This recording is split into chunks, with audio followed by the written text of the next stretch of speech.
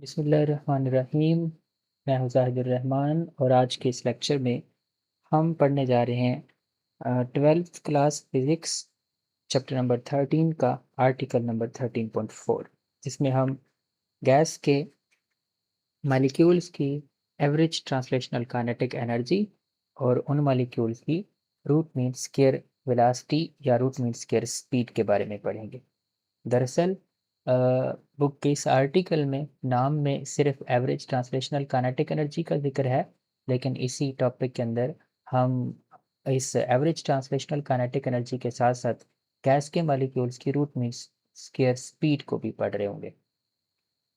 दरअसल पहले हम रूट मीन स्क्वायर स्पीड को पढ़ेंगे और उसके बाद हम गैस मॉलिक्यूल की एवरेज ट्रांसलेशनल काइनेटिक एनर्जी का एक फार्मूला डिराइव करेंगे। इस आर्टिकल के बारे में एक्सरसाइज में दो क्वेश्चन हैं, एक 13.2 और एक लॉन्ग क्वेश्चन वाले पोर्शन में 13.5 क्वेश्चन दिया हुआ है। पहला क्वेश्चन है write expression for root mean square speed and most probable speed of gas molecule. और दूसरा क्वेश्चन है show that the temperature of gas is direct measure of average translational kinetic energy of its molecules. तो हम इसी article में इन दोनों questions के answers करेंगे। पहले हम चलते हैं 13.2 के आंसर के लिए, यानी कि गैस के मॉलिक्यूल्स की हमने root mean square speed find out करनी है। उसके लिए हम फर्ज कर लेते हैं कि हमारे पास एक आइडियल गैस है, जिसके लिए मैंने लिखा कि suppose an ideal gas whose N molecules, कितने molecules, N molecules are filled in a container and at temperature T, pressure P and volume V. तो जो गैस हम ले रहे हैं वो आइडियल गैस है, उसके एन नंबर ऑफ मॉलिक्यूल्स हैं, उसे हमने एक कंटेनर के अंदर फिल किया है और गैस का टेम्परेचर टी है, प्रेशर पी और वॉल्यूम वी है। Let mass of each particle of gas is m and density of gas is homogeneous and it is let's suppose rho। rho एक सिंबल है density के लिए। तो let's suppose ये जो राइट साइड पे मैंने एक क्यूब बनाया हुआ है, इस तरह का एक क्यूबिकल वेसल है या कंटेनर है जिसके अंदर गैस मॉलिक्यूल्स हैं। अब गैस मॉलिक्यूल्स रैंडमली इधर उधर मूव कर रहे होते हैं, तो एरोज उनकी रैंडम मोशन को शो कर रहे हैं। तो अब ये अगर एक आइडियल गैस है तो आइडियल गैस पे एक इक्वेशन लगती है जिसे हम आइडियल गैस इक्वेशन कहते हैं, और उस इक्वेशन के मुताबिक product of pressure and volume of gas is equal to N R T. इस इक्वेशन को लिखा और इसे हमने नाम दे दिया इक्वेशन नंबर 1 का। इससे पहले हमने एक थ्योरी पढ़ी थी गैसेस के लिए इसी चैप्टर में, पिछले आर्टिकल के अंदर, काइनेटिक मॉलिक्यूलर थ्योरी। उसके मुताबिक हमने ये पढ़ा था कि आइडियल गैस का प्रेशर और उसके वॉल्यूम का प्रोडक्ट होता है 1/3 NM into mean square velocity या मीन स्क्वायर स्पीड। इसे अगर इक्वेशन नंबर 2 कहा जाए और इस इक्वेशन 1 और 2 को अगर हम कंपेयर करें तो हम लिख सकते हैं कि 1/3 NM into mean square velocity is equal to NRT। इस रिलेशन में अगर वी स्केयर को अलग किया जाए तो राइट साइड पे हमें मिलेगा 3 small N over number of gas molecules capital N, जो लेफ्ट साइड से जाएगा तो राइट साइड पे डिनोमिनेटर में आ जाएगा। बाकी ये लेफ्ट साइड वाला आर टी और ये मास जो था ये भी लेफ्ट साइड से राइट साइड पे जाएगा, तो वहाँ पे इसे हमने आर टी के डिनोमिनेटर में लिख दिया। आगे बढ़ते हैं इसी इक्वेशन को फर्दर सिंप्लीफाई करते हैं तो हमें क्या मिलता है। हम उसी इक्वेशन में जो हमारे पास capital N over small Avogadro number आ रहा था, उसको हम क्या बनाएंगे, इस स्मॉल एन के इक्वल लिखेंगे। ये स्मॉल एन क्या है, दरअसल ये है number of moles of gas. इस गैस के मोल्स की तादाद को हम कैसे निकालते हैं, जितने भी पार्टिकल्स हैं गैस के, अगर उन्हें हम एवोगाड्रो नंबर पे डिवाइड कर दें तो हमें गैस के मोल्स की तादाद मिल जाएगी। तो ये n इक्वल टू क्या है, n ओवर एन ए आ जाता है। इस तरह से अगर इस इक्वेशन में हम अगर इसका रेसिप्रोकल लें तो ये n ओवर 1 था अगर, तो ये अब अगले स्टेप में क्या हो जाएगा, 1 ओवर n इसे लिख सकते हैं। कैसे लिख सकते हैं, इसे हम 1 ओवर n लिख सकते हैं और ये क्या बन जाएगा, ये बन जाएगा n a over capital N बन जाएगा। अब अगर आप इसको क्रॉस मल्टीप्लाई करके देखो, या उसी n को आप n ओवर 1 लिख दो और उसी में क्रॉस मल्टीप्लिकेशन कर दो इसी इक्वेशन के अंदर, तो भी आपको क्या चीज़ मिलती है ज़रा देखें। ये n होगा, राइट साइड से न्यूमरेटर n लेफ्ट साइड पे जाएगा तो नीचे n आ जाएगा डिनोमिनेटर में, और इस तरफ क्या हो जाएगा 1/na। यानी कि हम क्या कर सकते हैं, इस n ओवर कैपिटल N की जगह पे 1/na पुट कर सकते हैं। ये चीज़, ये बनाना हमारा मकसद थी। तो वो जो हमारे पास मीन स्क्वायर स्पीड वाली इक्वेशन आई हुई है वो किसकी इक्वल हो जाएगी, 3 इंटू स्मॉल n और कैपिटल N की जगह पे क्या आ जाएगा 1/na आ जाएगा इंटू RT/m, वैसे का वैसे। अब ये मीन स्क्वायर स्पीड किसकी इक्वल बन जाएगी 3। अब ये r इधर 1 से मल्टीप्लाई हो जाएगा तो ये R/na बन जाएगा, और T/m यहाँ पे वैसे आ जाएगा। और अब R/na, R क्या है, यूनिवर्सल गैस कांस्टेंट है जिसकी वैल्यू यहाँ पे दी हुई है, और Na क्या है, ये है एवोगाड्रो नंबर, और इसकी वैल्यू हमने यहाँ पे लिखी हुई है। अगर इन्हें कंप्यूट करें तो हमें ये 1.38 मल्टीप्लाई 10⁻23 जॉल पर केल्विन मिलता है, और ये कहलाता है बोल्ट्जमैन कांस्टेंट Kb, यानी कि R/Na को हम बोल्ट्जमैन कांस्टेंट कहते हैं। तो पिछली इक्वेशन में R/Na की जगह पे हम क्या पुट कर लेंगे, इसकी जगह पे हम Kb पुट कर लेंगे। तो फिर वी स्केयर हमें किसकी इक्वल मिल जाएगा, V square will be equal to 3 into Kb into T/m। अब इसे अगर हम इकट्ठा करते हैं तो वी स्क्वायर बन जाएगा 3kbt/m। अब इसी इक्वेशन में अगर दोनों तरफ स्क्वायर रूट ले लिया जाए तो हम क्या करेंगे, ये स्क्वायर से स्क्वायर रूट लेफ्ट साइड से कैंसिल हो जाएगा, तो हमें क्या मिलेगी, अब हमें मिलेगी एक ऐसी स्पीड जिसे हम क्या बोलेंगे, रूट मीन स्क्वायर स्पीड बोलेंगे। और ये किसके इक्वल होगी, सिंपली 3kbt/m के इक्वल होगी। सो ये है वो फार्मूला, ये है वो रिलेशन जो हमें गैस मालिक्यूल्स की रूट मीन स्पीड के लिए फाइंड आउट करना था। तो क्वेश्चन नंबर 13.2 का आंसर तो होगा यहीं तक। अब जो फर्दर आगे 13.5 क्वेश्चन दिया हुआ था एक्सरसाइज में, उसमें यह था कि आप गैस मालिक्यूल की एवरेज ट्रांसलेशनल काइनेटिक एनर्जी के लिए एक फार्मूला निकालें, या ये बताएं कि गैस का जो टेम्परेचर होगा वो उसकी एवरेज ट्रांसलेशनल काइनेटिक एनर्जी की डायरेक्ट मैयर होगा। तो इसको करने के लिए भी वही, सपोज आपके पास एक आइडियल गैस है जिसके एन नंबर ऑफ मालिक्यूल्स हैं, उसे अपने कंटेनर के अंदर टी टेम्परेचर, पी प्रेशर और वी वॉल्यूम पे फिल किया हुआ है, और गैस के एक मालिक्यूल का मास m है, और गैस की डेंसिटी यूनिफॉर्म यानी कि होमोजीनियस है, और उसे हम रो से डिनोट करते हैं। इस इक्वेशन के सॉरी इस गैस के ऊपर भी वही इक्वेशन, आइडियल गैस इक्वेशन क्या हो सकती है, लग सकती है। तो हमने लिखा कि P V is equal to N R T, इसे हमने उसी इक्वेशन नंबर 1 का नाम दे दिया। ये आइडियल गैस इक्वेशन है। इसके लिए भी काइनेटिक मॉलिक्यूलर थ्योरी के मुताबिक प्रेशर का एक रिलेशन होता है 1/3 रो वी स्क्वायर, ये भी हमने पिछले आर्टिकल में पढ़ा था। अब यहाँ पे डेंसिटी की जगह पे हम जानते हैं कि डेंसिटी को एन एम ओवर वी लिखा जा सकता है, क्योंकि डेंसिटी बराबर होती है मास ओवर वॉल्यूम, और गैस का टोटल मास क्या बन जाएगा, गैस के मॉलिक्यूल्स की तादाद मल्टीप्लाई एक मॉलिक्यूल का मास, तो ये टोटल मास हो जाएगा एन एम, और नीचे डिनोमिनेटर में वी वॉल्यूम होगा, तो N M over V gas की डेंसिटी हो जाएगी।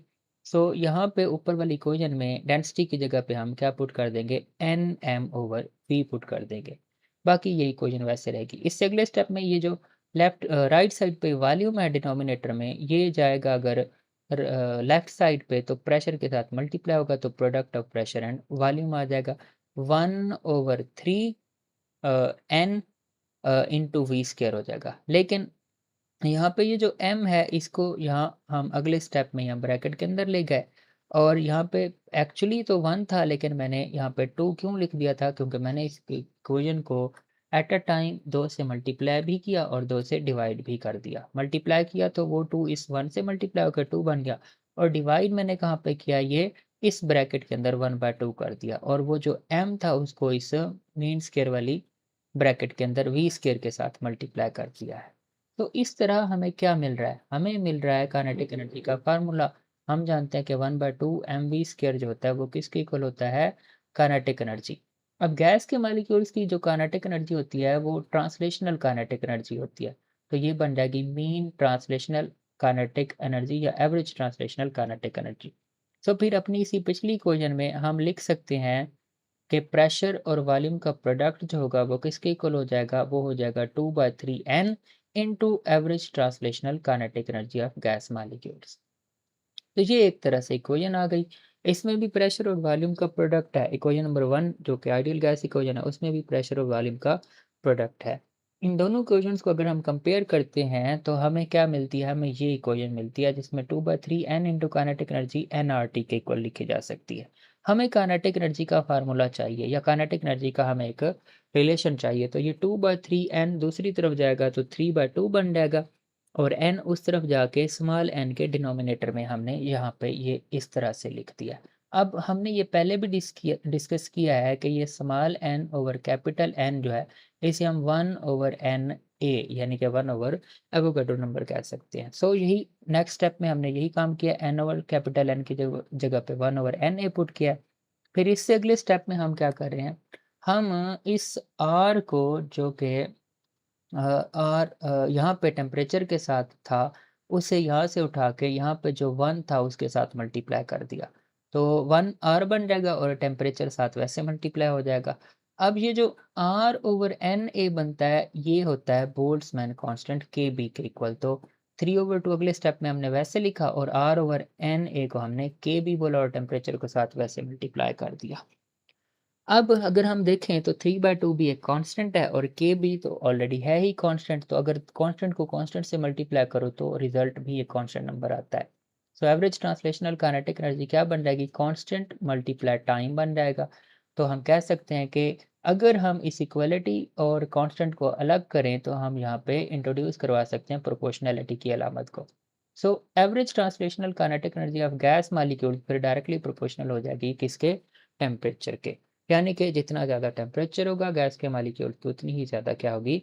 Average translational kinetic energy. और जितना कम टेम्परेचर होगा गैस के मॉलिक्यूल की, एवरेज ट्रांसलेशनल काइनेटिक एनर्जी भी क्या होगी? उतनी ही होगी। यहाँ तक तो हो गया हमारा आर्टिकल कंप्लीट। ये टॉपिक हमने थरोली कवर कर लिया। अब यहाँ से आगे थोड़ी सी और चीज़ें पढ़ते हैं जिसमें हम कुछ ऑब्जेक्टिव, कुछ शॉर्ट क्वेश्चन के हवाले से चीज़ों को देखने वाले हैं। और वो क्या है?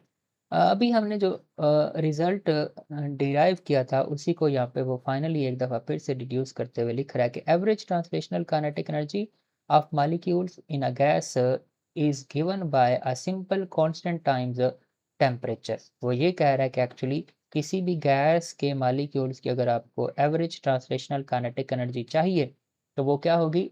It will be simply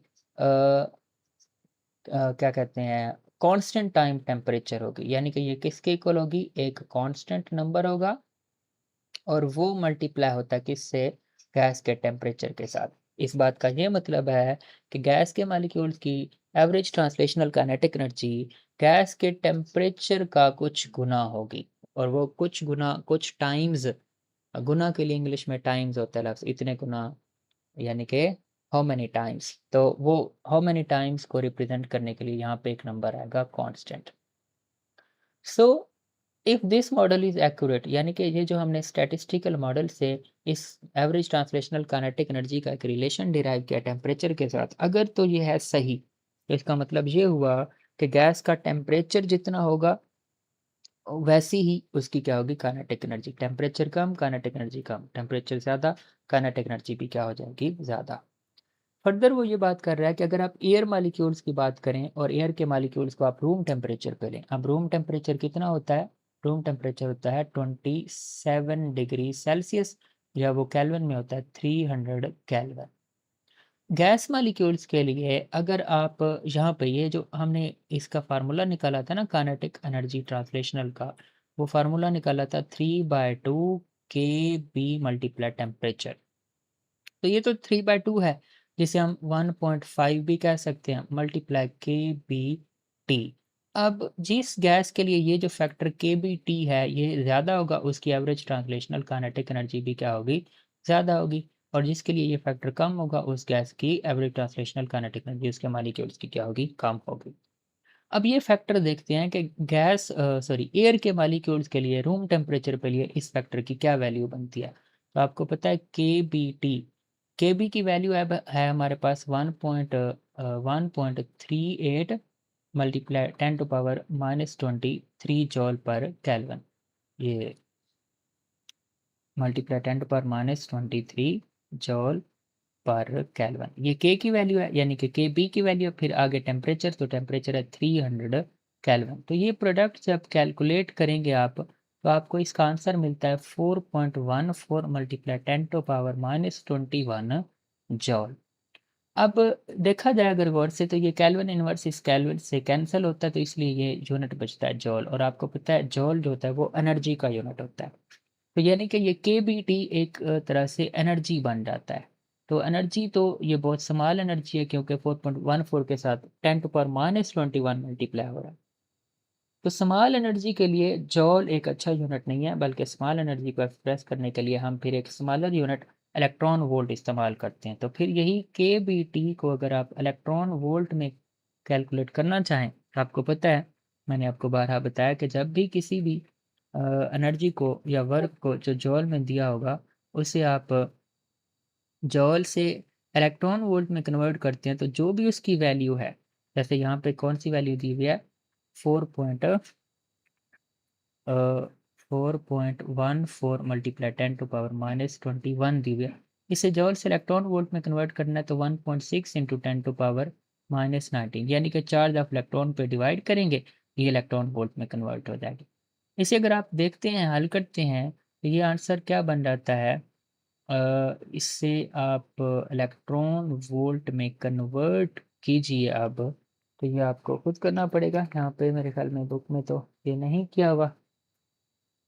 so let me do 4.14 multiply 10⁻⁻21 है, इसने डिवाइड होना है किसके ऊपर, 1.6 मल्टीप्लाई 10⁻⁻19 पे। तो इस पूरे फैक्टर का आंसर बन जाता है 0.0258 बन जाता है, 258। और ये इलेक्ट्रॉन वोल्ट में आएगा, या फिर इसको हम क्या भी लिख सकते हैं, 0.026 इलेक्ट्रॉन वोल्ट। और ये चीज़, हाँ, बल्कि ये आखिर आगे देखें तो उसने कहा हुआ है कि Boltzmann constant is 8.62 multiply 10⁻⁻5 electron volt पर केल्विन।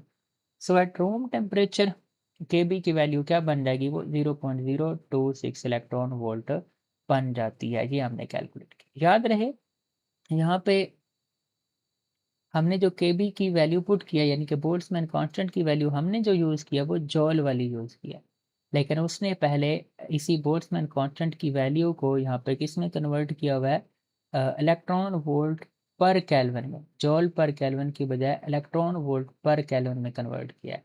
फिर उसको यूज़ करते हुए उसने ये के बी मल्टीप्लाई टेम्परेचर टी वाला फैक्टर निकाला है, तो वो फिर किस में ही आएगा, इलेक्ट्रॉन वोल्ट में ही आएगा। हमने क्या किया है, हमने के बी टी की वैल्यू को कैलकुलेट पहले किया, और फिर उससे इलेक्ट्रॉन के चार्ज पे डिवाइड करके फिर इलेक्ट्रॉन वोल्ट में कन्वर्ट किया। तो आंसर दोनों तरह से क्या ही आएगा, सेम ही आएगा। सो ये ऑब्जेक्टिव और शार्ट क्वेश्चन के पॉइंट ऑफ व्यू के हवाले से आपको ये चीज़ें क्या होनी चाहिए, क्लियर होनी चाहिए। तो ये इतनी कोई मुश्किल चीज़ें हैं नहीं। अब इलेक्ट्रॉन वो sorry kinetic molecular theory of gases जो है, उसके कुछ यूजेस या एप्लीकेशंस की तरफ अगर हम बढ़ें, तो यहाँ पे फॉर योर इंफॉर्मेशन में एक लिखा हुआ है कि kinetic theory helps to understand the interaction between pollutants and atmosphere. This knowledge is used to develop the systems to monitor the quality of air. तो इस तरह से kinetic molecular theory air quality को भी समझने के लिए, पढ़ने के लिए हमारी हेल्प करती है। फिर इसी तरह फर्दर अगर डेली लाइफ से एग्जांपल ली जाए काइनेटिक थ्योरी ऑफ गैसेस की प्रैक्टिकल एप्लीकेशन की, तो ये मकई के दानों का पॉपकॉर्न में कन्वर्ट होना भी बिल्कुल एंड इसी मुताबिक है। एक्चुअली ये जब ग्रेन्स की शक्ल में होते हैं, तो इनके अंदर जो फ्लूइड या लिक्विड होता है, वो स्ट्रॉन्ग सख्त किस्म की झिल्ली के अंदर बंद होता है, और वो कंटिन्यूअसली बाहर को एक किस्म का प्रेशर लगा रहा होता है, बाहर आने की कोशिश कर रहा होता है, लेकिन उसकी मजबूत मेम्ब्रेन की वजह से वो खुद ब खुद बाहर नहीं आ सकता। लेकिन जब हम उसे भूनने के लिए उसे किसी गर्म चीज़ के ऊपर रखते हैं, तो जब उसकी वो बाहर वाली झिल्ली गर्म होने से टूटने लगती है, तो वो लिक्विड जो है, फ्लूइड जो है, वो उससे बाहर रिसने लगता है, और बाहर निकलते ही जब वो गर्म होने के बाद दोबारा जब ठंडा होता है, तो फिर वो इस तरह की पॉपकॉर्न वाली शक्ल इख्तियार कर लेते हैं। बिल्कुल इसी तरह गाड़ियों के टायर जो हैं, उनके अंदर जब हवा भरी जाती है, तो जितनी ज़्यादा हवा भरी जाएगी तो अंदर एयर मॉलिक्यूल्स की तादाद बढ़ती जाएगी और जितने ज़्यादा एयर मॉलिक्यूल्स होते जाएँगे, वो ट्यूब के अंदर टायर की ट्यूब के अंदर उतना ही ज़्यादा प्रेशर लगाएँगे दीवारों पे।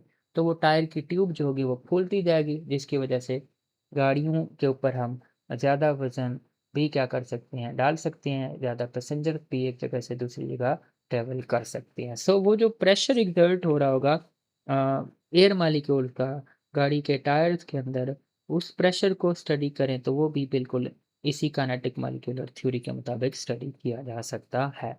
सो दीज़ आर सम प्रैक्टिकल और daily life examples of usages of kinetic theory of gases. इनको एक नज़र पढ़ लीजिएगा, आपको अच्छी तरह से आइडिया हो जाएगा। तो उम्मीद करते हैं आपको ये बातें अच्छे से समझ आई होंगी। इसको देखिए, लेक्चर को एक दफ़ा फिर से देखिए, अगर समझ नहीं आती तो जो सवालात हैं, क्वेश्चन को, बुक को टॉपिक को थ्रू आउट रीड करने से इंशाअल्लाह ताला और इस लेक्चर को यहाँ से वॉच करने से सब कुछ क्लियर हो जाएगा।